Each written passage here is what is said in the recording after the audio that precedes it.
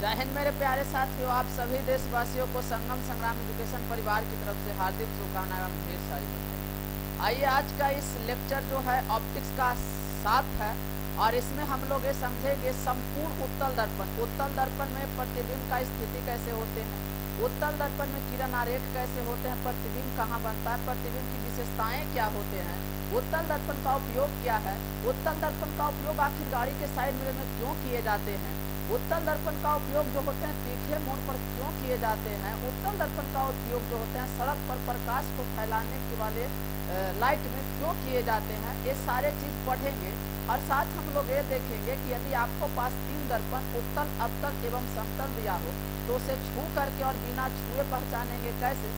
साथ में हम लोग ये देखेंगे कि उत्तल दर्पण की क्या विशेषताएं हैं और एक एक करके जो है हम लोग इस वीडियो में देखेंगे। तो आप एकदम लास्ट तक जुड़े रहें और यदि अच्छा लगे तो इस वीडियो को जो है लाइक कीजिएगा और शेयर कीजिएगा, वरना डिसलाइक करके चल जाइएगा। तो चलिए बिना टाइम गवाए हुए जो है हम लोग स्टार्ट कर रहे हैं। आइए आज का हम लोग का जो टॉपिक है दोस्त, उसका नाम क्या है जी? तो नाम है उत्तल दर्पण। कौन दर्पण है छोटे? उत्तल दर्पण। देखिए उत्तल दर्पण, तो सबसे पहला पॉइंट आया बाबू कि उत्तल दर्पण कहते किसे? क्या आया कि उत्तल दर्पण हम किसे कहते हैं? कंप्लीट है। तो उत्तल दर्पण कहेंगे किसे? यदि आपसे कोई प्रश्न पूछे तो क्या जवाब दीजिएगा? उत्तल दर्पण किसे कहते हैं? हाँ चलिए, साउंड आ रहा है, ठीक है, चलिए बहुत अच्छे। आइए आज जो हम अब देखेंगे कि उत्तल दर्पण कहते किसे हैं। सबसे पहले पॉइंट ये आ गया कि उत्तल दर्पण है क्या सर? ये तो सबसे जाहिर सी बात है सर कि उत्तल दर्पण को सबसे पहले परिभाषा देना। तो कहेंगे वो वैसा गोलीय दर्पण जिसका परावर्तक सतह, क्या बोलेंगे? वो वैसा गोलीय दर्पण, वो वैसा गोलीय दर्पण जिसका परावर्तक सतह, जिसका क्या जे हो रहा, वैसा गोलीय दर्पण जिसका परावर्तक, जिसका परावर्तक सतह, परावर्तक सतह उभरा हो। क्या हो? उभरा हो यानी उठा हो, यानी वैसा गोलीय दर्पण जिसका परावर्तक सतह उभरा हो, उभरा हो, या ऐसे कह सकते हैं कि जिसके अंदर की भाग पे कलई किया हो उसे गोलीय दर्पण कहते हैं। उसे कौन दर्पण कहते हैं छोटे? तो उसे बाबू हम लोग गोलीय दर्पण कहते हैं, समझ गए? तो उसे गोलीय दर्पण कहते हैं। चलिए, यानी एक कह रहा है कि वैसा जैसा देखिए, अगर बनाना चाहे तो यहाँ से देखिए, ये है गोलीय दर्पण मान लिया जाए, और इसकी देखिए अगर मान लिया जाए कि हम अंदर की भाग पे कलई कर दिए, देखिए तो यार बाहर की भाग जो है इससे प्रकाश की परावर्तन होगा, देख रहा है? ये जो है परावर्तक सतह हो गया। कौन सतह? परावर्तक सतह। और ये जो है कलई किया गया सतह, कलई सतह, यही है गोलीय दर्पण। और इसी गोलीय दर्पण में इसी का नाम है उत्तल दर्पण। कौन दर्पण है? उत्तल दर्पण। देखिए इसके जो है परावर्तक सतह उभरा हुआ है, और जिस दर्पण का परावर्तक सतह उभरा हुआ हो उसी को हम उत्तल दर्पण कहते हैं। खैर इस बात को बहुत छोटे से थी, नहीं बताना चाहिए था, ISC है या 10th है तो, बट चलिए जानना बहुत जरूरी होते हैं। हम लोग का जो मुख्य पॉइंट है उस पर आते हैं, जरा ध्यान से बस देखते चलिएगा। हमने लिखे हैं उत्तल दर्पण में किरण आरेख या उत्तल दर्पण से प्रतिबिंब रचना का नियम। आखिर हम जो है उत्तल दर्पण से प्रतिबिंब रचना करते कैसे हैं, कैसे बनाएंगे, या उत्तल दर्पण में किरण आरेख क्या होती है, ये पॉइंट जो है हम लोगों को क्या करना है तो समझना है। तो उत्तल दर्पण में किरण आरेख हम लोग का समझना है। तो चलिए एक करके जो है हम लोग समझ लेते हैं, कंप्लीट। तो आइए सबसे पहला क्या कह रहा है, देखिए केस हम एक देख रहे हैं, ये जो है आपका कंडीशन। तो यहाँ जो है हम लोग का कंडीशन क्या है? एक है, और ये क्या हो गए? तो ये जो हो गए, ये जो है कंडीशन नंबर 2 हो गए, कंप्लीट है। देखिएगा ध्यान से जो समझाया जा रहा है बाबू, एकदम प्यार से सीखते चलिए। इसमें कहना क्या है कि जब प्रकाश की जो किरणें, किसकी किरणें जी? तो प्रकाश की किरणें यदि उत्तल दर्पण में मुख्य अक्ष की समानांतर आती है, देखिए ये मुख्य अक्ष, कौन अक्ष है? मुख्य अक्ष कंप्लीट है।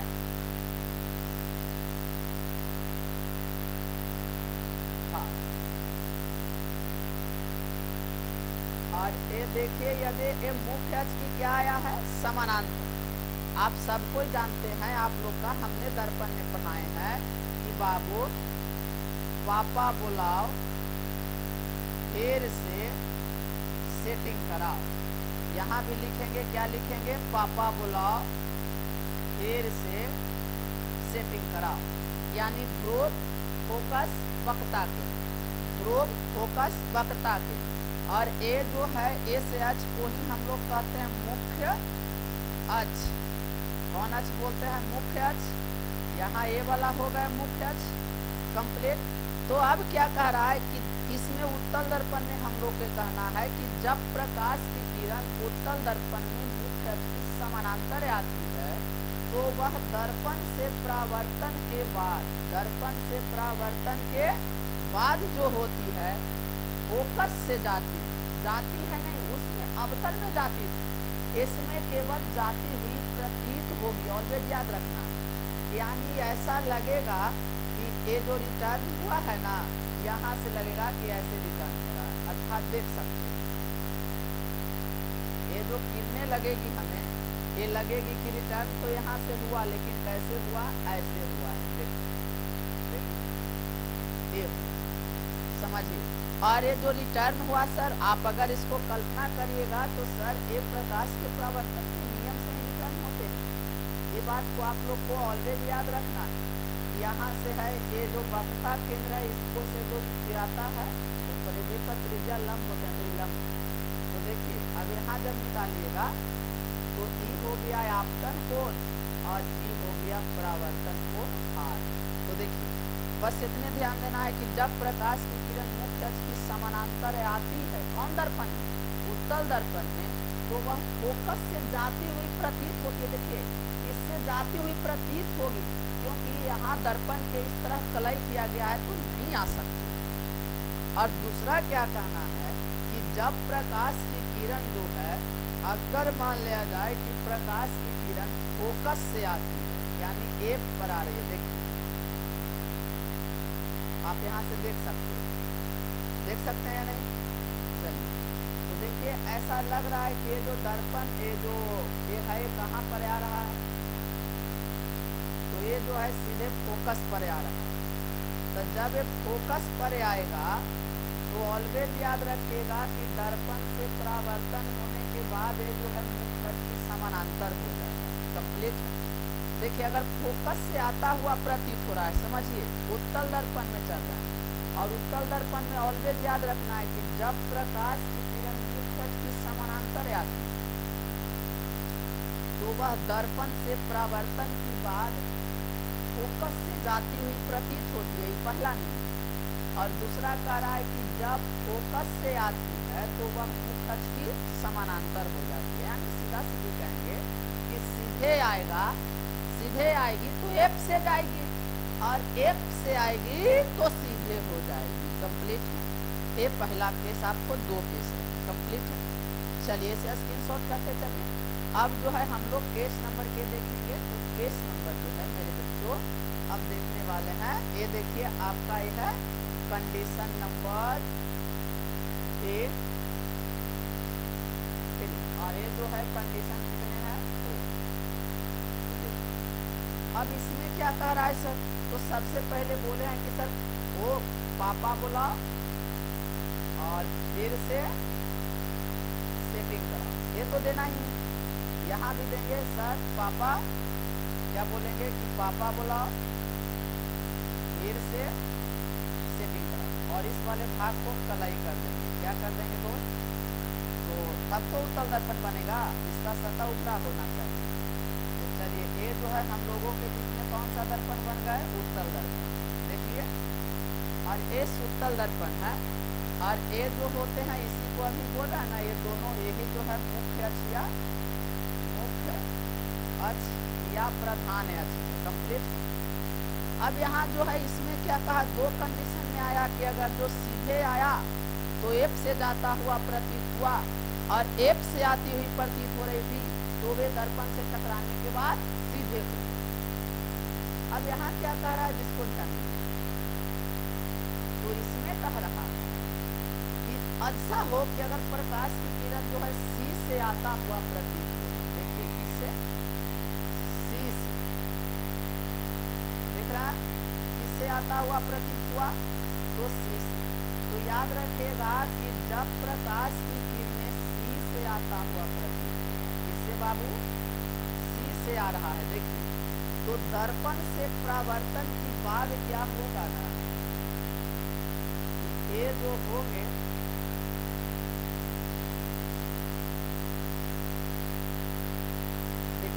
उसी दिशा में रिटर्न हो जाएंगे। कंप्लीट, यहाँ समझ सकते हैं, इससे आता हुआ प्रतीत हुआ, सी से आ रहा है, तो दर्पण से परावर्तन की बाद जो है वो सी से ही क्या हो जाएंगे, रिटर्न हो जाएंगे। क्यों सर ऐसा, क्योंकि आप जानते हैं कि वृत्त क्या केंद्र है, और केंद्र से जो त्रिज्या होते हैं वो परिधि पर क्या होते हैं, लंब होते हैं।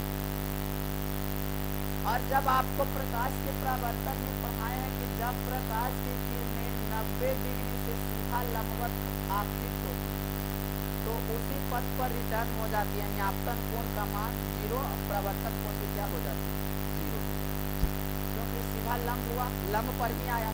तो ऐसा नहीं, देखिए जब ये लंब है और लंब पर ही आया, इसीलिए जिससे आया उसी से लौट चला गया। कंप्लीट।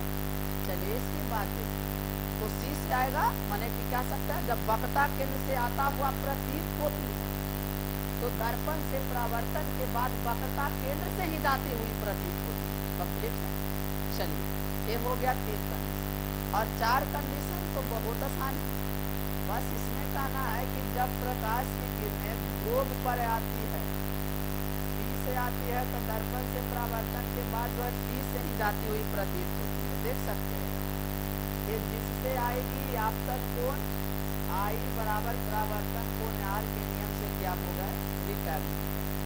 अब देखिए इसी का तो हम क्या पढ़ाएं, पहला पढ़ाएं कि मुख्य अक्ष की समानांतर आती है, तो दर्पण से परावर्तन की बाद जो होते हैं वो वह फोकस से जाती हुई प्रतीत होती है।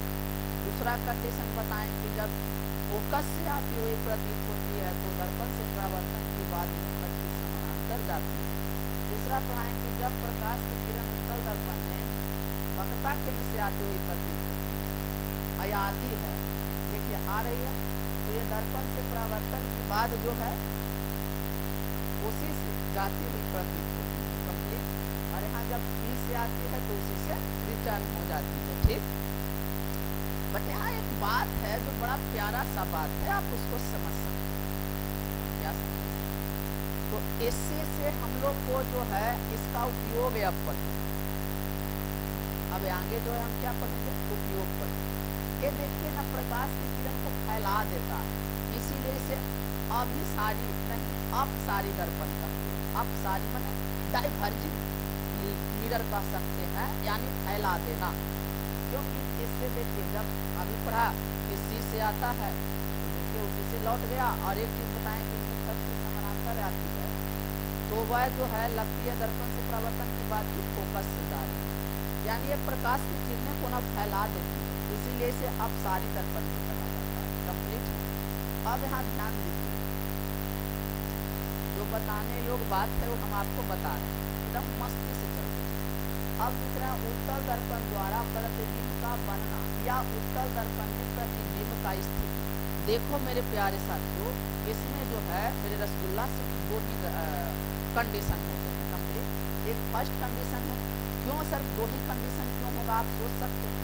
इसका जो है सबसे पहले आप बताइए कि पी जो है यहाँ होगा, तो हो गया।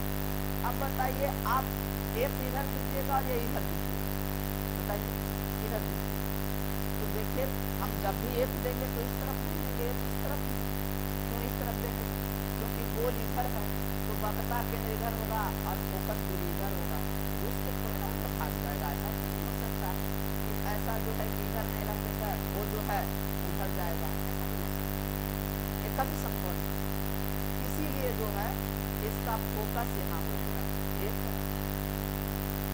और यहाँ जो है मान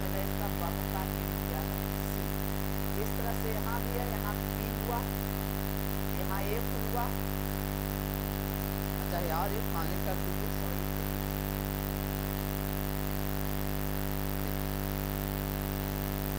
ये जो है इसका एक मान लिया, और ये जो है इसका क्या सी, और ये जो होते हैं, ये जो ये है इसी को हम लोग क्या कहते हैं, तो इसको हम लोग जो है मुख्य अक्ष या प्रधान अक्ष कहते हैं।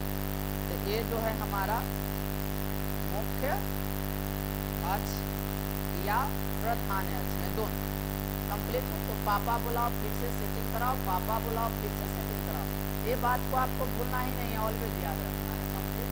अब इसमें सिर्फ दो कंडीशन है कि देखिए इधर मान लिया जाए कि बहुत दूर है अनंत, इधर इसके लिए मान लिया जाए कि अनंत, और इसमें पहला कंडीशन ये हो सकते हैं कि जब वस्तु अनंत पर स्थित, जब वस्तु कहाँ स्थित हो, अनंत पर स्थित हो। तो देखिए मान लिया जाए कि हमने एक वस्तु ली, देखिएगा ध्यान से, केवल देखते चलिए। ये जो है हमने एक वस्तु मान लिया जाए अनंत पर है, तो अनंत पर के कल्पना करिए कि बहुत दूर पर होगा, और जब बहुत दूर पर होगा तो हम इसको कैसे कर सकते हैं, सर बहुत दूर पर है तो मुख्य अक्ष की समानांतर ही आएगा, ये तो निश्चित सी बात है सर कि जब बहुत दूर है तो वो मुख्य अक्ष की क्या आएंगे, समानांतर किरणें आएंगे। तो जब ये किरणें मुख्य अक्ष की मान लीजिए बहुत अनंत दूरी से आ रहा, अर्थात देख सकते हैं ये जो है आपको वस्तु से आ रहा है, ठीक, और यहाँ भी सोच लीजिए कि ये जो है अनंत से आ रहा है, कंप्लीट कल्पना करिए कि अनंत दूरी से आ रहा है, ठीक। लेकिन आप अभी पढ़े हैं कि जब प्रकाश की किरणें मुख्य अक्ष की समानांतर आती है तो दर्पण से जो है परावर्तन की बात, उत्तल दर्पण में पढ़े ना जी, कि फोकस से जाती हुई क्या होती है, प्रतीत होती है। यानी जब ये दर्पण से अब टकराएगी तो किस ओर जाती हुई प्रतीत होगी, तो आप समझ सकते हैं। तो इसको लगेगा कि दर्पण से जो है वो ऐसे इस तरफ जाएगा, और ये जो है यहाँ से इस तरफ जाता हुआ होगा ना। तो ये हुआ क्या कि आप अपने यहाँ से देख सकते हैं, ये दर्पण से परावर्तन की बात इस तरफ जा रही है, और ये जो दर्पण से परावर्तन की बात इस तरफ, ठीक है। ये आप सर ये होता कैसे है, प्रकाश की परावर्तन आपको हुआ, तो भाई मेरा हम प्यारे भाई बहुत बढ़िया से आपके पास से समझाए, तो ध्यान से देखिएगा, आप जानते हैं कि से जब भी जाएगा तो लंब रहेगा, और यहाँ भी अगर तीन से ले लोगे तो इस पर क्या होगा, लंब, कंप्लीट। तो अब जब यहाँ से आया तो यहाँ से अब तो आप समझ सकते हैं, तो सर ये आपतन कोण आई है और ये परावर्तन कोण आर के नियम से आपतन कोण आई और इस परावर्तन कोण आर के नियम से क्या हो गए, रिटर्न हो गए, कंप्लीट। लेकिन देखिए ये जो है दोनों किरण मिला कहाँ पर, तो फोकस पर मिला, कहाँ मिला, फोकस पर, कंप्लीट। तो जब वस्तु अनंत पर स्थित तो इसका प्रतिबिंब कहाँ बनेगा, आपके जहन में समझ एक प्रश्न उठना चाहिए। तो सर इसका जो इमेज बनेगा इसकी क्या क्या विशेषताएं, तो देखिए क्या विशेषताएं। पहला बात इसका इमेज जो है एफ पर बनेगा, कहाँ बनेगा, एफ पर बनेगा। और दूसरा बात क्या है कि इसका जो इमेज है ये सबसे पहला हम बोलेंगे कि सर ये दर्पण के पीछे बनेगा, सॉरी एक मिनट, सबसे पहले इसका है कि दर्पण के कहाँ बनेगा, तो पीछे बनेगा, देखिए दर्पण के पीछे बनेगा, पहला बात। दूसरा पॉइंट क्या है कि ए जो है एफ पर बनेगा, एफ मतलब फोकस पर बनेगा, कंप्लीट है। और यहाँ से देखिए तो इसका तीसरा कंडीशन क्या हो जाएगा सर, तो 3 नंबर कंडीशन होगा सर कि देखिए ये जो है ना सीधा बनेगा, या देखिए यहाँ आप केवल काल्पनिक कर सकते हैं कि कल्पना होगा, और जब कोई काल्पनिक चीज यानी माने काल्पनिक बनेगा, कैसा बनेगा, काल्पनिक। और काल्पनिक हुआ तो आप जान रहे हैं ना कि सर अब काल्पनिक है तो सीधा ही होगा, जैसा ही उल्टा बनता है वास्तविक होता है तो हम कहते हैं उल्टा होगा सर, लेकिन जब एक काल्पनिक बना है तो कैसा होगा, सीधा होगा। तो जैसा ही काल्पनिक है यानी वस्तु तो प्रतिबिंब कैसा बनेगा, तो सीधा बनेगा। और देखिए तो 5 नंबर पॉइंट में आप क्या करिएगा, तो 5 में कहिएगा कि सर बहुत छोटा बनेगा, बहुत छोटा, क्योंकि देखिए ना इसका इमेज यहाँ बना है और ये इमेज जो है लगभग बिंदु के आकार से बना है। दो किरणें जहाँ एक दूसरे का इंटरसेक्ट किया यानी कट किया, उसी स्थान पर इसका इमेज बना है। तो ये इमेज जो है बहुत छोटा बना है बहुत बड़े प्रतिबिंब कंप्लीट। तो जब वस्तु उत्तल दर्पण में अनंत पर स्थित हो तो इसका प्रतिबिंब फोकस पर बनता है, यानी दर्पण के सबसे पहले पीछे बनेगा, दर्पण जो आगे है दर्पण के पीछे बनेगा, ऐसा प्रतीत होगा। हम ऐसा क्या कहते हैं उसको, मतलब कह सकते हैं कि हम जो है ऐसा मानते हैं, ऐसा कल्पना कर सकते हैं कि यहाँ जो है बना है, कल्पना क्या कर सकते हैं, देख सकते हैं जो उत्तल दर्पण कंप्लीट। और ये जो बने हैं एक दर्पण के पीछे फोकस पर बनेंगे, काल्पनिक यानी आभासी बनेगा, सीधा बनेगा और वस्तु से बहुत छोटा बनेगा। ये आपका पहला कंडीशन। लेकिन अब मान लिया जाए कि वस्तु को हम अनंत और ध्रुव के बीच कहीं यहाँ रखें, ये क्या रखिए, ये जो है मेरे भाई एक वस्तु रखिए, वो से ऑब्जेक्ट कंप्लीट ऑब्जेक्ट रखे हैं कहाँ, तो ऑब्जेक्ट रखे हैं यहाँ ध्रुव है और यहाँ क्या है अनंत। तो अनंत और ध्रुव के बीच जो है हम क्या रख दिए, वस्तु को रख दिए। तो जब अब अनंत और ध्रुव के बीच हम एक वस्तु रखें तो इसका प्रतिबिंब कहाँ बनेगा, उत्तल दर्पण की बात है या अवतल दर्पण की बात है, दो ही कंडीशन। अच्छा इसमें दो ही कंडीशन क्यों हुआ सर, क्योंकि या तो अनंत है और दूसरा पी, तो या तो आप अनंत पर रख सकते हैं या तो अनंत और पी के बीच रख सकते हैं। पी पर कहाँ से रखे हो, तो दर्पण पर आ गया, समझ में आया ना यार, ध्रुव पर आ जाए। तो देखिए अब यहाँ से ध्यान, अब अभी आप कुछ ही देर पहले पढ़े तो क्या सर पढ़े ना कि जब कोई प्रकाश की किरण सीधे आती है तो कट की समानांतर, तो इस दर्पण से जो है परावर्तन होगा ना सर, क्या होगा, जैसा ही इसका दर्पण से परावर्तन होगा तो ये जो है कहाँ से चला जाएगा, कि फोकस से जो है जाता हुआ प्रतिबिंब समानांतर आया तो फोकस से जाता कंप्लीट देख सकते, देखिए ये कहाँ से जाता हुआ प्रतीत होगा दोस्त, तो ये फोकस से जाता हुआ प्रतीत। और आप एक कल्पना करिए कि जब प्रकाश की किरण हम लोग सी से चला कहाँ से, यहाँ सी से, अगर कोई प्रकाश की किरण सी से आया तो रिटर्न होगा के बाद भी जो इस सी से जाता हुआ प्रतीत होगा, हो रहा है नहीं, देख सकते हैं क्या है। जब प्रकाश की किरण को क्या किया हम लोग इस सी से लेंगे तो दर्पण से परावर्तन के बाद ही लगेगा कि रिटर्न में क्या रहा। अभी कुछ पहले पढ़ाया या नहीं पढ़ाए, अभी पढ़ाया यानी जब सी से आया और इसको देखिए यहाँ से परावर्तन हुआ तो यहाँ चला गया। अब जब अभी आप पढ़ रहे हैं कि जब प्रकाश की किरण मुख्य की समानांतर आती है, इसका नाम जो है अवतल दर्पण की स्थिति बता रहे हैं, हमें आरेख बताया। तो वह दर्पण से परावर्तन होने के बाद फोकस से जाती हुई प्रतीत से जाती हुई प्रतीत।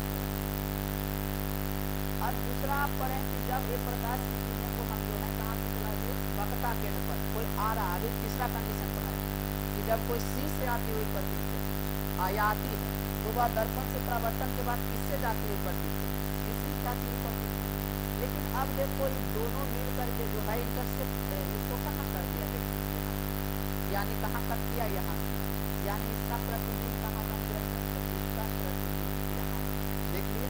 और देख सकते हैं कि प्रतिबिंब बना ये है जो इमेज बना, अगर हम वस्तु ये से ए और बी तो इसका प्रतिबिंब बना ई डैश बी डैश। आप कल्पना करिए कहाँ बना, तो ध्रुव और यहाँ पर फोकस है, फोकस यहाँ है, देख सकते हैं फोकस, और ध्रुव और फोकस के बीच बना या नहीं बना, यानी पी और एक के बीच बना, छोटा बना, सीधा बना और दर्पण के पीछे है तो काल्पनिक बना है, देख सकते हैं यहाँ से देख सकते हैं। हाँ अगर ऐसा इच्छा हो कि सर हम इससे नहीं हुआ, कोई और विधि हो, हाँ सर और विधि है, इसको खत्म कर, अगर इससे नहीं लग रहा है तो हम दूसरा विधि इसका अपना सकते हैं। दूसरा विधि क्या है सर, देख सकते हैं आपको दूसरा कई एक विधि से बना सकते हैं, इसमें कोई डाउट की बात नहीं, ठीक है। आपको इसी के लिए अब दूसरा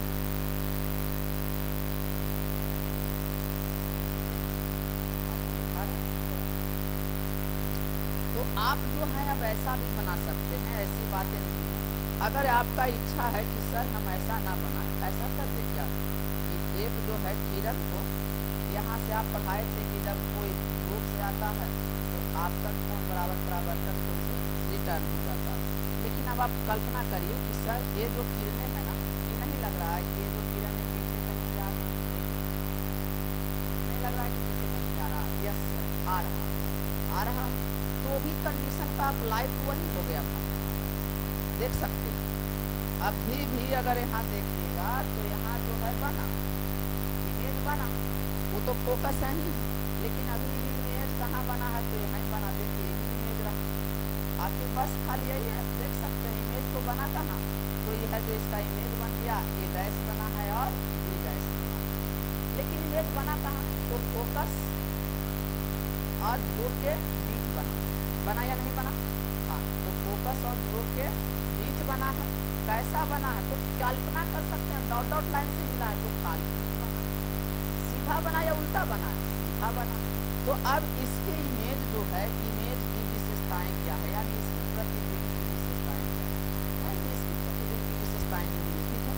हम पहला पॉइंट में बोलेंगे कि इसका प्रतिबिंब जो है दर्पण के पीछे बनता है, दर्पण के कहाँ बनता है, पीछे बनता है। हम दूसरा पॉइंट क्या कहेंगे, इसका जो प्रतिबिंब है तो कहेंगे कि फोकस, क्या बोलेंगे, फोकस एक एवं ध्रुव पी के बीच बनता है, कहाँ बना, बीच बना। और बताइए इसका चौथा पॉइंट हम क्या, तीसरा पॉइंट क्या कह सकते हैं, तो तीसरा कहेंगे कि सर एक काल्पनिक बना, यानी कि सीधा बना है तो काल्पनिक है, यानी कि सर एक काल्पनिक बना। और देख सकते हैं क्योंकि डॉट लाइन में बने और काल्पनिक बने हैं, इसीलिए चौथा पॉइंट हो जाएंगे कि सर काल्पनिक बना है इसीलिए सीधा भी बना है, क्या बनेगा, सीधा बनेगा। और पांचवा पॉइंट एक और हो गया कि सर एक वस्तु बड़ा सा और प्रतिबिंब जो बने वो छोटा सा बने हैं, तो प्रतिबिंब छोटा बनेगा। देखिए इसमें और इसमें अंतर हुआ, इसमें प्रतिबिंब बहुत छोटा बने थे और वहाँ जो है केवल छोटा बने। अब देखिए इस उत्तल दर्पण ने हमें क्या क्या सिखा दिया, आप सोचिए ये जो है उत्तल दर्पण हमें क्या क्या सिखाया, देख सकते हैं आसर बहुत चीज। तो इसमें दो कंडीशन देखे और दोनों कंडीशन में सिर्फ आप एक बात को गौर करें तो आपको पता चलेगा कि दोनों कंडीशन में क्या क्या बना। तो दोनों कंडीशन में प्रतिबिंब जो है दर्पण के कहाँ बना, पीछे बना। दूसरा क्या है कि इन दोनों कंडीशन में प्रतिबिंब जो है वस्तु से है तो क्या बना है, छोटा बना, देख सकते हैं। तीसरा क्या है कि प्रतिबिंब जो है दोनों स्थिति में सीधा बना। चौथा क्या कह सकते हैं कि दोनों स्थिति में जो है काल्पनिक बना। देखिए अब आप बताइए इसका यही आता है। अब यहाँ से इसका पॉइंट आ गया कि बताएं कि उत्तल दर्पण, कौन दर्पण के, उत्तल दर्पण की गुण या विशेषताएं क्या है। तो देखिए उत्तल दर्पण के गुण या विशेषताएं मिली और सबसे पहला एक बात बता रहे जिसको ध्यान दीजिएगा, जो दर्पण के फ्रंट साइड में होते हैं बाबू, इस साइड में पूरे माइनस को लेते हैं और बैक साइड में पूरे क्या होता है, प्लस। दर्पण के फ्रंट साइड माइनस और बैक साइड पूरे प्लस होते हैं। अगर आप नहीं देखे हैं तो इसी वीडियो का, इसी का डिस्क्रिप्शन जो है, सॉरी डिस्क्रिप्शन या प्ले लिस्ट, हाँ जाइए, तो इसी का प्ले लिस्ट में जो है आप जा करके लेक्चर नंबर 3 देख लें, लेक्चर 3 या 4 में होगा, तो आपको बता दिए हैं कि फ्रंट साइड माइनस क्यों होता है और बैक साइड जो होता है प्लस क्यों होता है। ये सारे बात को हम लोग जो है बता देंगे। तो जब फ्रंट साइड में प्लस होता है और बैक साइड में क्या होता है, तो यहाँ से आप क्या कर सकते हैं, आप यहाँ से एक बात और कर सकते हैं, क्या कर सकते हैं, सोच के कर सकते हैं फोकस दूरी में प्लस होगा, वक्रता त्रिज्या यहाँ से यहाँ वक्रता त्रिज्या होगा प्लस। आओ कह सकते हैं कि सर प्रतिबिंब का ऊंचाई प्लस होगा सर, क्योंकि एक दूसरे से ऊपर बन रहा है तो प्लस होगा। और यहाँ देखिए तो वस्तु भी जो है सर ऊपर की ओर है सर, तो वस्तु का ऊंचाई भी प्लस होगा। ये उत्तल दर्पण की विशेषताएं हो रहे हैं, जरा गौर से देखिए, बड़ा सूक्ष्मता का चीज बता रहा है, आप बड़ा ध्यान से देखिए, एकाग्र होकर के उत्तर सकते। आप समझ सकते हैं। तो ये सब कितना विशेषताएं हो गई। सबसे पहले कि अब उत्तल दर्पण में जो है काल्पनिक प्रतिबिंब बनता है। सबसे पहले कहेंगे उत्तल दर्पण के पीछे प्रतिबिंब बनता है, दूसरा काल्पनिक बनता है, तीसरा हम कहेंगे कि इसमें छोटा प्रतिबिंब बनता है, केवल छोटा बनता है, चौथा कहेंगे केवल इसमें जो है क्या कहेंगे काल्पनिक बन गया, छोटा बन गया, और क्या कहेंगे कि दर्पण के पीछे बन गया, और इसमें जो है चौथा हम लोग कह सकते हैं कि इसमें सीधा बनता है। पांचवा अवतल दर्पण की और विशेषताएं हैं कि इसे अभिसारी दर्पण भी कहा इसे अपसारी दर्पण भी कहा जाता है। छठा पॉइंट कह सकते हैं कि उत्तल दर्पण की फोकस दूरी एवं वक्रता त्रिज्या दोनों धनात्मक होते हैं। सातवां पॉइंट में कह सकते हैं कि उत्तल दर्पण जो है इसमें प्रतिबिंब की ऊंचाई एवं वस्तु की ऊंचाई दोनों प्लस होता है, क्योंकि दोनों ऊपर है और मुख्य अक्ष तो देखिए आप कहिएगा कि सर इधर तो माइनस आप बोले, तो भैया मुख्य अक्ष के ऊपर प्लस हो जाते हैं और आज पर इधर चलिएगा तब माइनस होगी, तो वो दोनों प्लस हो गए। आप सोचिए, सोच के देखिए, समझ गए कि नहीं? हाँ, लेकिन ये बात याद रखिएगा कि प्रतिबिंब की दूरी इसमें धनात्मक हो, लेकिन वस्तु की दूरी क्या हो जाएगी, ये बात समझ ली। तो देखिए इसी को आपको भी जो है हम यहाँ रख देंगे। तो देखिए अब इसका गुण या विशेषता है, बस एकदम लोग जो भी बात बताए वही। ऐसा कितने बच्चे छोड़ेंगे, सोचते होंगे कि सर पहले से लिख दिए, इसका मीन्स क्या है, कि इसका मीन्स ऐसा तो नहीं है कि सर जी जो है पहले से लिख के क्यों लाते हैं। बच्चे बहुत तरह से सोचते हैं, तो बाबू ये सोच करिए बात की ऑफलाइन में कितना दिन से कोचिंग चल रहा है, लगभग 8 साल 7 साल हो गए, समझ गए ना, कितना दिनों से कोचिंग चल रहा है। तो आपको जो भी चीज़ हम बोले हैं वही बातों को यहाँ लिखनी है, आप एकदम इसको स्क्रीनशॉट केवल कर लीजिए। ये जो है ये क्या है, तो ये सब जो है उत्तल दर्पण की गुण या विशेषताएं स्क्रीनशॉट हो गए। देखिए क्या क्या है, एक नज़र में थोड़ा सा हम लोग पढ़ लेते हैं कि सर उत्तल दर्पण की गुण या विशेषताएं क्या है। तो देखिए क्या क्या हो, समझिए क्या है, उसको ध्यान से देखिए। साउंड जा रहा है या नहीं जा रहा है, समझ में नहीं आ रहा है कि पूरा ले रहा है या नहीं ले रहा। हाँ, हालांकि ले रहा। चलिए देखिए, हाँ जी, अब ध्यान दीजिएगा। तो यहाँ आप क्या क्या है समझिए। तो उत्तल दर्पण में प्रतिबिंब जो है पीछे बनता है, तो हम पहले ही बताएं कि उत्तल दर्पण में प्रतिबिंब कहाँ बनते हैं, पीछे बनते हैं।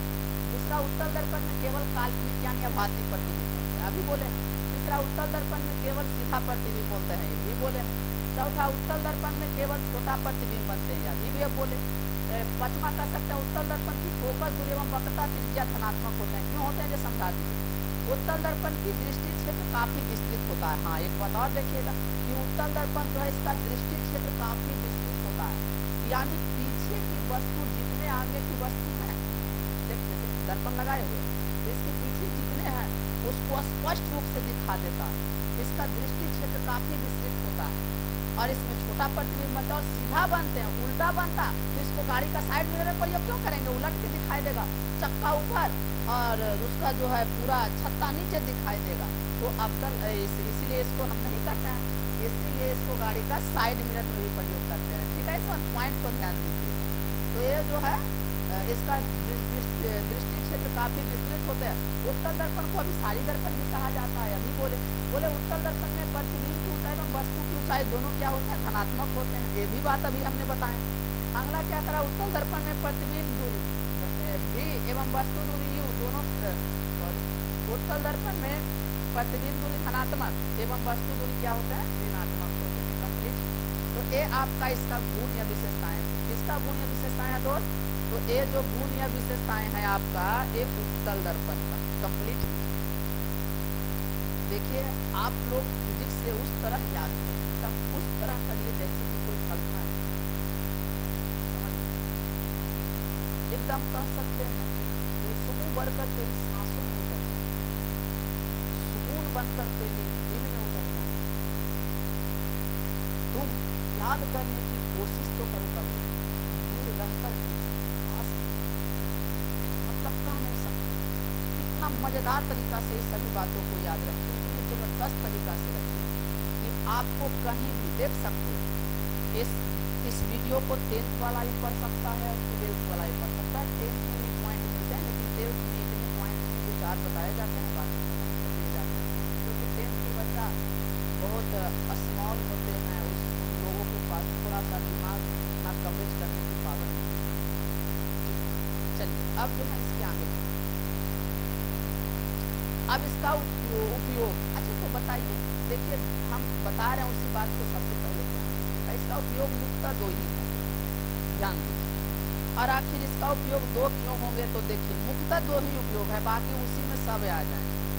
पहला क्या है जैसे समझिए, ये क्या करते हैं कि इसमें जो होते हैं अभी पढ़े कि छोटा प्रतिबिंब बनता है और सीधा बनता है, और इसका दृष्टि क्षेत्र क्या होता है काफी विस्तृत होता है। इसीलिए इसका प्रयोग हम लोग गाड़ी के साइड मिरर में कर सकते हैं, शोरूम में निगरानी में कर सकते हैं क्योंकि सभी सामान को दिखाई दे सकता है, ठीक है। पहाड़ी क्षेत्र में हम तीखे मोड़ पर कर सकते हैं, क्यों कर सकते हैं, इसलिए कर सकते हैं क्योंकि अगर तीखा मोड़ पर लग जाएगा तो मतलब गाड़ी आएगा तो धक्का होने की संभावना नहीं है, वो सामने वाला के इस तरफ वाला नजर आ जाएगा, उस तरफ वाला को उस तरफ नजर आ जाएगा, इससे बच जाए। इसमें छोटे छोटे बन जाए, ठीक है। और इसका इसीलिए जो है हम प्रयोग करते हैं बहुदर्शीय यंत्र के निर्माण में करते हैं, जहाँ बहुत सारे बता रहे सोडियम प्रवर्तक, वो तो पहला पड़ेगा। और दूसरा क्या है कि इसे अपसारी कहते हैं, किरणों को फैला दे। इसीलिए आप सड़क के किनारे जाते होंगे, सड़क पर जाते होंगे तो उसके किनारे जो लाइट लगे रहते हैं उसमें उत्तल दर्पण लगाए जाते हैं। उत्तल क्यों लगाए जाते हैं, अवतल अगर हम अवतल लगाएंगे तो सीधे फोकसित करेंगे, लंबत, ठीक है, क्योंकि मुख अक्ष के समानांतर वो किरणें जो आती है उसको फोकस पर ऑब्जर्व कर देता है। लेकिन ये जो है ये किरणें को क्या करेगा तो फैला देगा, फैलाई जब समानांतर किरणें आती है, ठीक, तो वो फोकस पर आती है, जैसे फोकस से निकलेगा, ध्यान से, तो वो जो है जैसे फोकस से आता है तो मुख अक्ष के समानांतर हो जाता है, अभी हम ऐसा महसूस होता है, जो समानांतर आता है वो फोकस से, बस यही कारण है। किरणें को क्या करता है फैला देगा, समानांतर किरणें और उसको क्या करेगा, एक किरणें जो है ऐसा लगेगा जैसे फैला देगा, तो ये फैला देता है। इसी कारण से इस दर्पण का प्रयोग हम लोग जो है बल्ब में करते हैं। कौन बल्ब, क्या हम लोग टेबल लैंप वाले बल्ब में करेंगे, नहीं, वो तो पढ़ने के लिए होता है, उसको हम फोकस पर बल्ब को फिक्स करते हैं, ठीक है, समझ गए कि नहीं, जिससे समानांतर किरणें कर देते हैं। लेकिन इसका मूल तो सीधा उसका उल्टा हो रहा है, इस कारण से ये जो है किरणें को फैला देता है। इसीलिए इसको हम सड़क के किनारे जो होते हैं उस बल्ब में करते हैं, जिससे किरणें को फैला देता है, क्योंकि इसे निकाल देता है। अब साथ करते हैं, और इसी कारण से इसे सोडियम परावर्तक लैंप में करते हैं, समझ गए कि नहीं, यही बात है। तो इसी को यहाँ लिख दिए हम लोग, कोई बड़ा बात नहीं है। देखिए ध्यान से क्या लिखा है, उत्तल दर्पण के उपयोग में लिखे सड़कों पर लगे बल्ब के पीछे परावर्तक के रूप में, हाँ, सड़क पर जो बल्ब लगा हुआ उसको पीछे लगाते हैं परावर्तक करने के लिए, ठीक है, जो कि किरणों को फैला दे।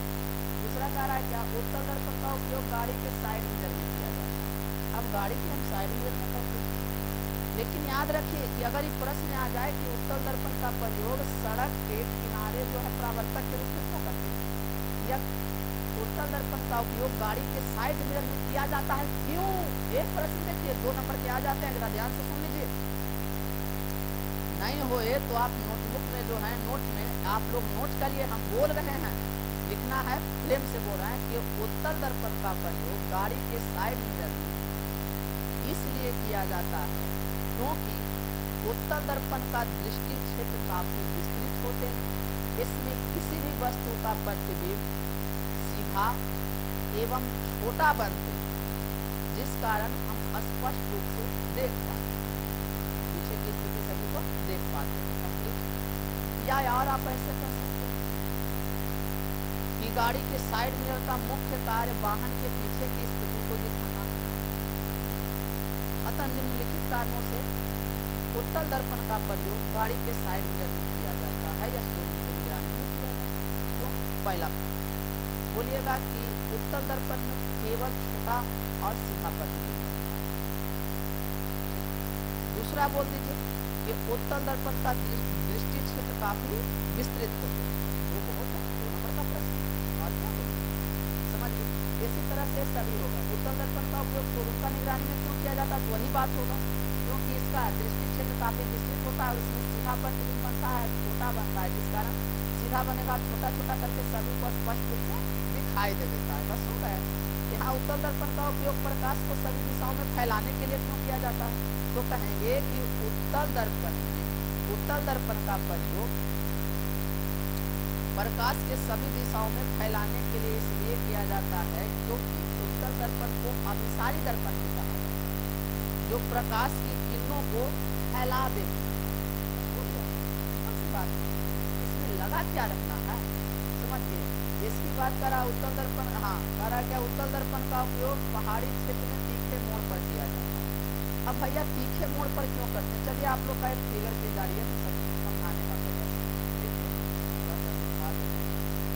तो आप शायद समझ जाए। हाँ देखिए आप थोड़ा देखिए, और हम तैयार हैं आपको जितने पॉइंट समझाए वो सभी का समझा दिया, एक एक तो शायद ज़्यादा आप समझ गए।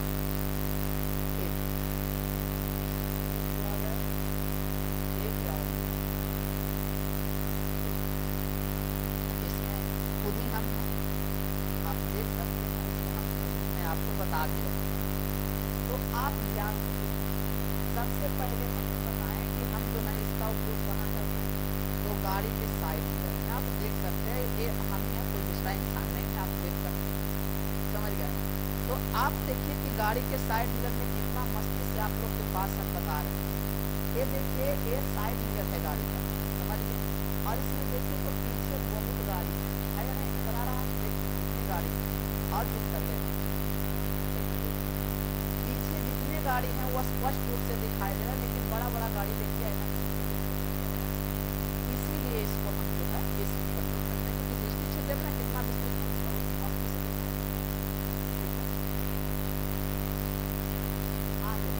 एक बात और बताएं कि इसके जो है हम लोग सड़क के किनारे करते हैं, क्यों करे सर? देखिए ये जो बल्ब देख रहे हैं इसमें हम उत्तल दर्पण पीछे लगा देते हैं, इसको सभी दिशाओं में फैलाना होता है, एक जगह पर तो देखना, इसीलिए इसको यहाँ से कंप्लीट होगा। तो ये किसका बोल रहा तो सड़क के किनारे करते, ये जो पहला पॉइंट बताया। और इसका जो है एक पॉइंट हमें और अभी आप लोग को बताएंगे, प्यार से समझिए, प्यार से। इसका प्रयोग तीखे मोड़ पर करते हैं। तीखे मोड़ पर जैसे यहाँ से आप प्यार से समझ सकते हैं, देख सकते हैं। देखिए एक इधर जा सकते हैं, एक रास्ता इधर और एक यहाँ से सीधे रास्ता, समझ गए।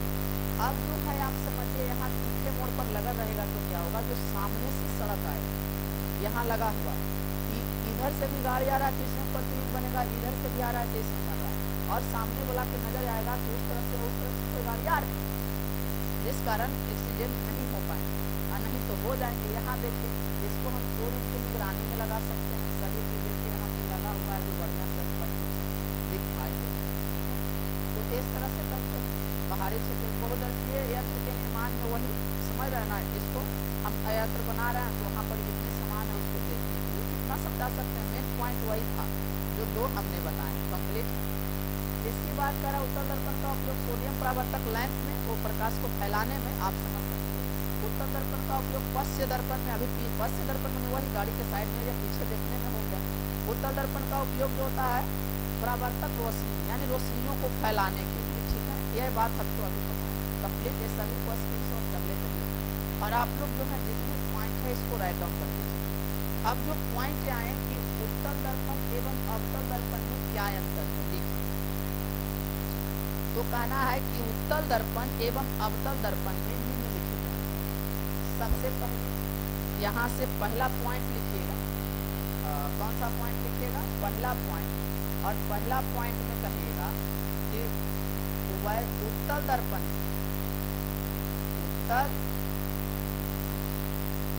के परावर्तक सतह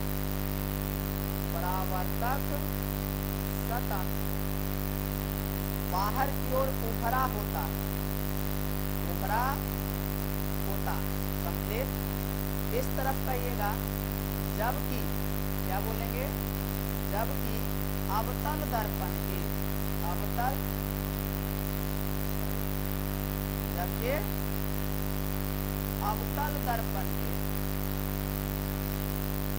परावर्तक सतह अंदर की ओर धंसा होता है, धंसा होता है। कंप्लीट। चलिए पहला पॉइंट हो गया। दूसरा पॉइंट बोलिए। हम लिखे या आप बोल दे रहे हैं, आप लोग लिख ही लीजिए, ये समय का वेस्टिंग है, हम बोर्ड पर पूरा लिखे, है ना।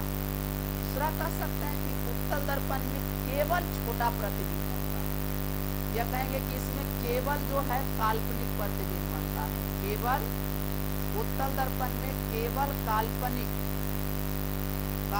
प्रतिबिंब बनता है। इसमें केवल कैसे प्रतिबिंब बनते हैं दोस्त? तो केवल काल्पनिक बनता है। इसमें कहना है कि जबकि अवतल दर्पण में वास्तविक एवं काल्पनिक, वास्तविक एवं आभासी या काल्पनिक दोनों प्रतिबिंब बनते हैं। कंप्लीट। चलिए 2 हो गए, 3 पॉइंट लिखिएगा। ऐसे तो 2 आंसर ही काफी हो जाते हैं, लेकिन चलिए और भी लिख सकते हैं। क्या लिखिएगा? तो तीसरा में लिख सकते हैं कि उत्तल दर्पण जो होते हैं, कौन दर्पण दोस्त? उत्तल दर्पण, इसमें केवल जो होते हैं सीधा प्रतिबिंब बनता है। इसमें केवल सीधा, केवल कैसा बना? सीधा, केवल माने केवल सीधा प्रतिबिंब बनता। जबकि कहना है कि जबकि अवतल दर्पण में सीधा एवं उल्टा, सीधा एवं उल्टा दोनों प्रतिबिंब बनते हैं। आप पढ़ चुके हैं, बता सकते हैं। चलिए चौथा पॉइंट में क्या कहिएगा सर? तो चौथा पॉइंट इधर भी है और चौथा पॉइंट इधर भी कर लें। चौथा में कहेंगे कि इसमें केवल छोटा प्रतिबिंब बनता है। अवतल दर्पण में केवल छोटा प्रतिबिंब बनता है, जबकि उत्तल दर्पण में बड़ा, बराबर एवं छोटा तीनों प्रतिबिंब बनते हैं। देखा अंतर है। आप और भी बहुत सारे अंतर लिख सकते हैं, 10 अंतर लिख सकते हैं, 3 ही का कोई काफी है। देखिए हम 5 नंबर में बोलेंगे, क्या बोलेंगे कि इसे अपसारी दर्पण कहा जाता है। इसे अपसारी दर्पण कहा जाता है, जबकि इसे अभिसारी दर्पण कहा जाता है। जबकि इसे अभिसारी दर्पण कहा जाता है, जो तीनों को एक दूसरे पर अभिसारित करता है, जबकि वो तीनों को फैला देता है। ठीक है। इसके बाद छठा पॉइंट आप बोल सकते हैं। देखिए ना, अंतर ही लिखना है, कई अंतर लिख सकते हैं। छठा बोल सकते हैं कि उत्तल दर्पण की फोकस दूरी एवं वक्रता त्रिज्या दोनों जो है धनात्मक होते हैं, जबकि अवतल दर्पण की फोकस दूरी एवं वक्रता त्रिज्या दोनों जो होते हैं वो क्या होते हैं? ऋणात्मक होते हैं, यानी माइनस होते हैं। कंप्लीट। और आप बोल सकते हैं कि उत्तल दर्पण, 7वां पॉइंट बोल सकते हैं। कितना बोलेंगे? उत्तल दर्पण जो होते हैं इसमें प्रतिबिंब की ऊंचाई एवं वस्तु की ऊंचाई दोनों धनात्मक होते हैं। उत्तल दर्पण में प्रतिबिंब की ऊंचाई, हाइट ऑफ इमेज एवं हाइट ऑफ ऑब्जेक्ट दोनों जो है धनात्मक होते हैं, जबकि इसमें ऐसा नहीं हो सकता। इसमें प्रतिबिंब की ऊंचाई तो धनात्मक होते हैं, लेकिन इसमें वस्तु की ऊंचाई तो धनात्मक होते हैं, लेकिन प्रतिबिंब की ऊंचाई धनात्मक भी होता है और ऋणात्मक भी होता है, दोनों बहुत अच्छा। इसको राइट डाउन कर लीजिए, लिख लीजिएगा आपने। चलिए आगे देखिए, बस 10 मिनट और पढ़ाएंगे, आप मस्त हो जाइए। इस तरह से कह रहा है क्या कि यदि आपके पास समतल, अवतल एवं उत्तल तीनों दर्पण दिए गए, तो इसे छूकर एवं बिना छुए पहचान करेंगे कैसे? आप बताइए कि आपको पास तीनों दर्पण दे दिया गया, समतल, उत्तल और अवतल। आप इसे छू करके और बिना छुए पहचान करेंगे कैसे?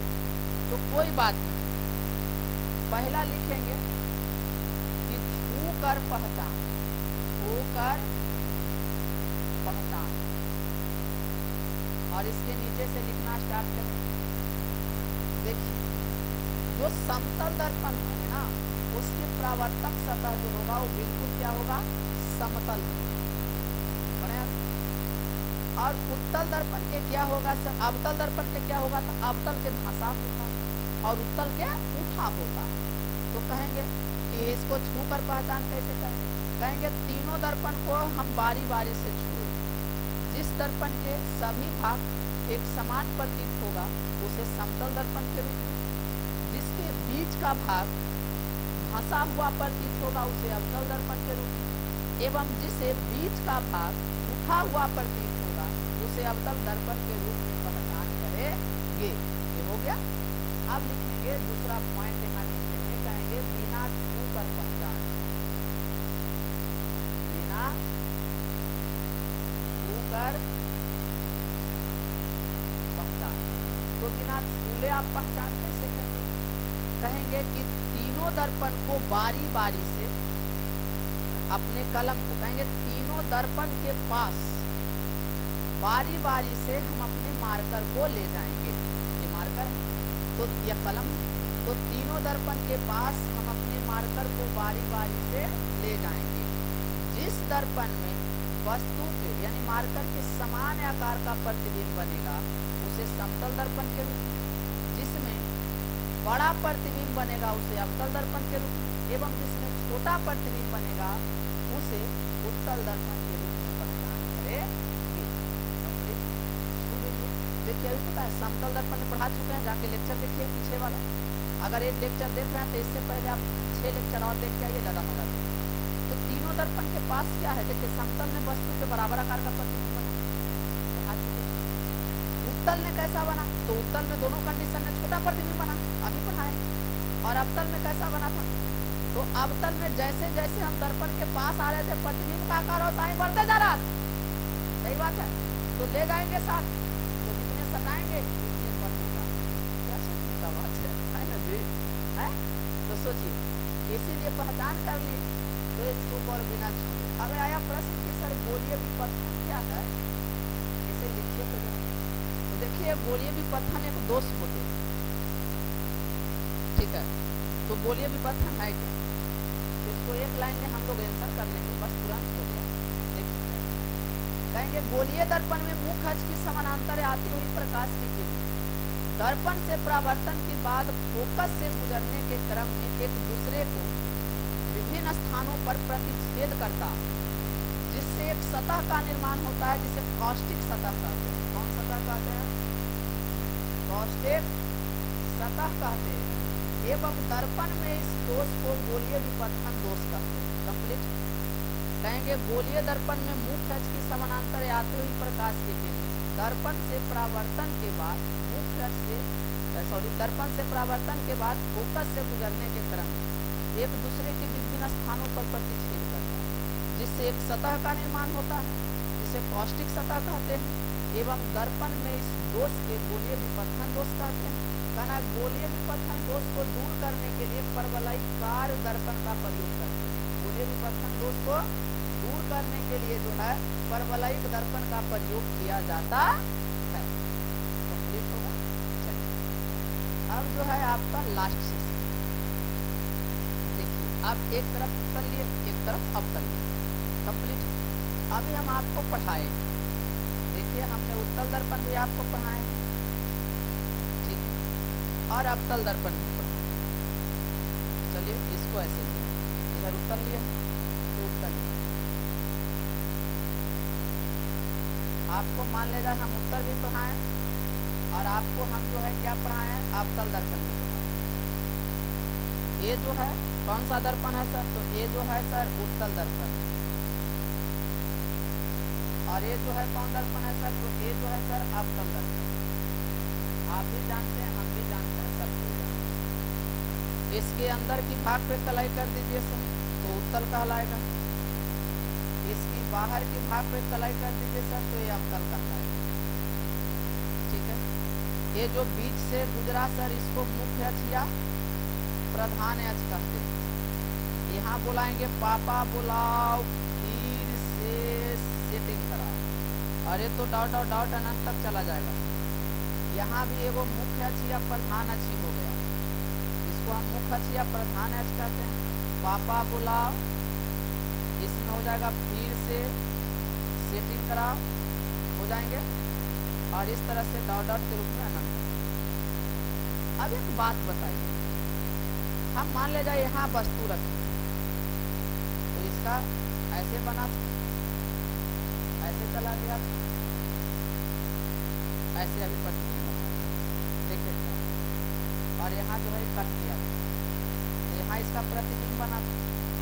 अगर इसमें कहीं भी हम वस्तु रखें, चलिए हम अगर सी पर वस्तु रखते हैं, सी पर, तो सीधे जाएगा, दर्पण से टकराने के बाद एफ से गुजरेगा, एक वो है कि पी से गया सर, और पी से गया, दर्पण के बाद आपतन कोण परावर्तन कोण के नियम से देखिए रिटर्न होकर के पी पर निकल गया सर, तो इसका प्रतिबिंब भी यहाँ ही बन गया जब वस्तु को सी पर रखें। वो अवतल दर्पण के था, ही उत्तल दर्पण के लिए कंप्लीट। अब एक बात बताइए हमको आप लोग कि क्या हम बात करें, तो देखिए उत्तल दर्पण में देखिए, उत्तल दर्पण की वस्तु दूरी, वस्तु जो है उत्तल दर्पण में हमेशा तो आगे रहेंगे, होंगे या नहीं होंगे, तो उत्तल दर्पण में जब भी वस्तु रहेगा तो दर्पण के साइड, और दर्पण के फ्रंट साइड में माइनस और बैक साइड में प्लस।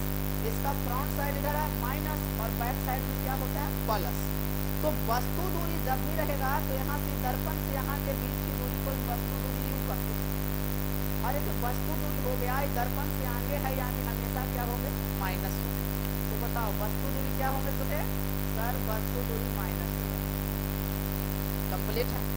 लेकिन अब एक बात बताइए सर, यहाँ से देखिए कि प्रतिबिंब की दूरी क्या होगा सर, तो जब भी प्रतिबिंब बनेगा ये बैक साइड में बनेगा, और जब बैक साइड में बना तो ध्रुव को ही मूल बिंदु माना जाता है, और जब बैक साइड में बना तो अब ये जो है सब क्या हो जाएगा प्लस हो जाएगा।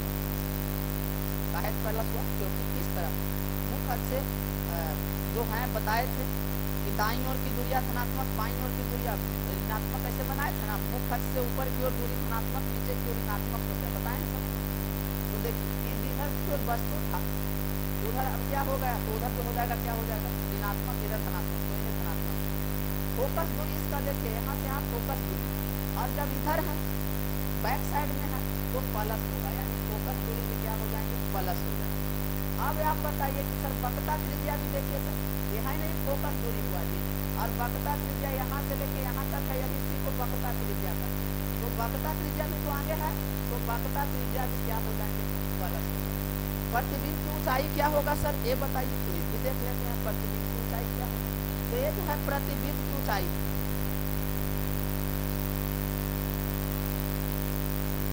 तो प्रतिबिंब की ऊंचाई है क्या होगा। तो अब बताइए प्रतिबिंब जब भी बना तो मुख्य अक्ष से ऊपर की ओर बना है, सीधा है तो ऊपर है तो धनात्मक हो जाएगा, ऊपर है मुख्य अक्ष से ऊपर धनात्मक होगा, और नीचे रहेगा तो ऋणात्मक होगा। इसकी बात बताइए सर कि वस्तु की ऊंचाई, तो वस्तु की ऊंचाई ऑलवेज मुख्य अक्ष से ऊपर की ओर देख सकते हैं, तो ऊपर की ओर है यानी धनात्मक होगा, यानी इसमें आप सभी एक वस्तु दूरी माइनस बाकी सभी धनात्मक, यानी। और इसमें अगर हम आ जाए उत्तल दर्पण की बात करें, किस दर्पण की बात करें, उत्तल दर्पण की बात करें,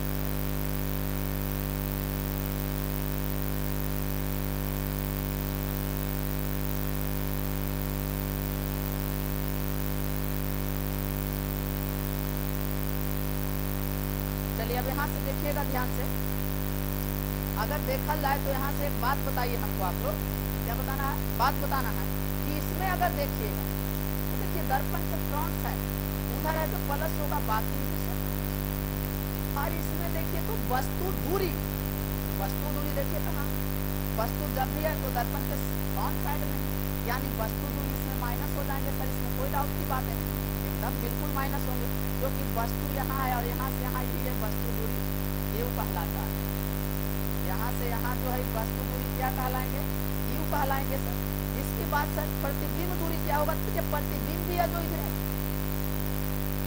प्रतिबिंब दूरी भी फ्रंट साइड में ही है, लेकिन एक बात बताइए सुनिएगा ध्यान से कि प्रतिबिंब की दूरी जब वास्तविक प्रतिबिंब बनेगा, कैसा बनेगा वास्तविक बनेगा, तो प्रतिबिंब दूरी ऋणात्मक होगा सर, लेकिन जब काल्पनिक बनेगा, कैसा बनेगा काल्पनिक बनेगा तो धनात्मक हो जाएगा। क्यों धनात्मक होगा, क्योंकि जब काल्पनिक बनता है तो प्रतिबिंब दर्पण के पीछे बना था छठा कंडीशन, और उस कंडीशन में जैसा ही पीछे गया तो प्लस हो जाएंगे, कंप्लीट। इसकी बात फोकस दूरी, तो देखिए यहाँ से यहाँ ये जो है ना, ये फोकस और ध्रुव के बीच की दूरी को फोकस दूरी, और दर्पण के फ्रंट साइड में है तो ये भी माइनस हो जाएंगे सर, इसमें कोई डाउट की बात नहीं है। वक्रता त्रिज्या है बिल्कुल, यहाँ से यहाँ देखिए ये जो है यहाँ से लेकर के यहाँ तक लीजिएगा तो यही है वक्रता त्रिज्या, और ये भी दर्पण के फ्रंट साइड में है तो ये भी माइनस हो जाएंगे, इसमें कोई अब सोचने की बात नहीं है। इसकी बात प्रतिबिंब की ऊंचाई, तो देखिए प्रतिबिंब की ऊंचाई क्या है, अब सीखने का चीज हो गया है प्रतिबिंब की ऊंचाई क्या होगा। अगर वास्तविक प्रतिबिंब बन रहा है तो नीचे की ओर बना है, 5 कंडीशन में उल्टा बना था, याद है। तो जब वास्तविक प्रतिबिंब बनेगा, कैसा प्रतिबिंब बनेगा, वास्तविक, जब वास्तविक प्रतिबिंब बनता है तो नीचे की ओर और नीचे की ओर दूरी ऋणात्मक होते हैं, क्या होते हैं, ऋणात्मक। लेकिन जब छठा कंडीशन में बताए थे तो दर्पण के पीछे काल्पनिक सीधा बना था, तो जब काल्पनिक बनेगा सर, कैसा बनेगा, काल्पनिक बनेगा सर, तो इस कंडीशन में हो जाएंगे धनात्मक, कंप्लीट है। और वस्तु की ऊंचाई, तो देखिए वस्तु की ऊंचाई जब भी रखेंगे तो ऊपर की ओर ही रखेंगे, और वस्तु की ऊंचाई यहाँ ऑलवेज क्या हो जाएंगे, प्लस। यहाँ वस्तु की ऊंचाई सर प्लस क्यों हो रहा है, तो देखिए मुख्य अक्ष की ऊपर की ओर दूरी जो होता है धनात्मक होते हैं, नीचे की ओर क्या होते हैं, ऋणात्मक होते हैं। तो ऊंचाई की बात है इसलिए धनात्मक हो गए, किसी का कोई डाउट, अगर किसी का कोई प्रॉब्लम भी है तो आप कहें। अगर जो ये वीडियो आप लोग को अच्छा लगा है, और क्या है नहीं, देख अगर आप लोगों को जो है ये वीडियो अच्छे लगे हैं तो इसे एक बार जोरदार तरीका से शेयर कर दीजिएगा, और आप लोग जितने शेयर करते हैं तो हम लोग का जुनून मिलता है, और इस तरह से लगातार आपको वीडियो जाते रहेंगे। और दोनों ब्रांच पे, जहानाबाद ब्रांच और ये जहाँ से ऑनलाइन हम लोग दे रहे हैं, अर्थात ये दोनों जगह पर जो है आप लोग का इस ब्रांच पे जो है आप लोगों को 5 दिसंबर से new 9th, new 10th, new 12th start होने वाला, और जहानाबाद में जो है आज से न्यू 9th और न्यू 10th का जो है बैच प्रारंभ हो गए हैं। सुबह 6:30 से दोनों है, दोनों हॉल में है, और जो है न्यू 12th का बैच जहानाबाद में 10 दिसंबर से स्टार्ट। तो मिलते हैं अगले क्लास में। जय हिंद मेरे प्यारे।